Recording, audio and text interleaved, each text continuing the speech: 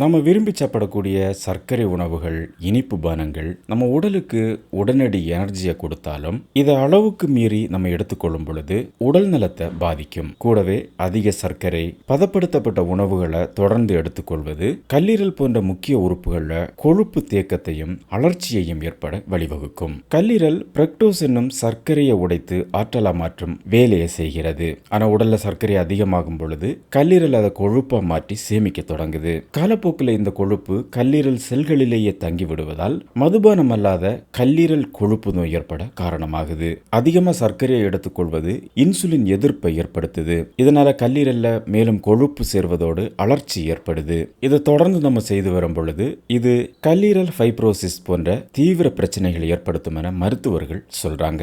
கல்லீரல் தொடர்பான நோய்கள் பல ஆண்டுகளுக்கு எந்தவித அறிகுறியும் வெளிப்படுத்தாம இருக்கும். இதை ஆரம்ப கட்டத்திலேயே கண்டறிவது சிரமமா இருக்கும். இரத்த பரிசோதனையில கல்லீரல்ல என்சைம்கள் அதிகமாக இருப்பதை கொண்டும், ஸ்கேன் பரிசோதனையில கல்லீரல்ல கொழுப்பு படிந்திருப்பதை உறுதி செய்தும் கல்லீரல் நோயை கண்டறிய முடியும். கல்லீரல் நோய்க்கு காரணம் இல்லாம உடல் சோர்வு, வயிற்று அசௌகரியம், வயிற்று உப்புசம், திடீர் எடை அதிகரிப்பு, பசியின்மை, சருமம் மற்றும் கண்களில் லேசான மஞ்சள் நிறம், இவையெல்லாம் கல்லீரல் பாதிப்பின் ஆரம்பகால அறிகுறிகளாக இருக்கலாம். இந்த அறிகுறிகளை கவனித்தா மருத்துவரை கலந்தாலோசிப்பது சிறந்தது. கல்லீரலை பாதுகாக்க சோடா, குளிர்பானங்கள், பேக்கேஜ் ஜூஸ், மிட்டாய், இனிப்பு, பேக்கரி உணவுகள் போன்றவற்றை அதிகம் எடுத்துக்கொள்வதை குறைக்க வேண்டும். பழங்கள், காய்கறிகள், முழு தானியங்கள், புரோட்டீன் நிறைந்த உணவுகளை தினசரி உணவு முறையில் அதிகமாக எடுத்துக்கொள்ளலாம். போதிய அளவு தண்ணீரை குடித்து உடலை நீர்ச்சத்தோடு வைத்திருப்பது நல்லது. மதுபானம் எடுத்துக்கொள்வதை தவிர்க்க வேண்டும். உடற்பயிற்சி செய்து உடல் எடையை கட்டுப்பாட்டுக்குள்ளால வைத்திருக்க வேண்டும்.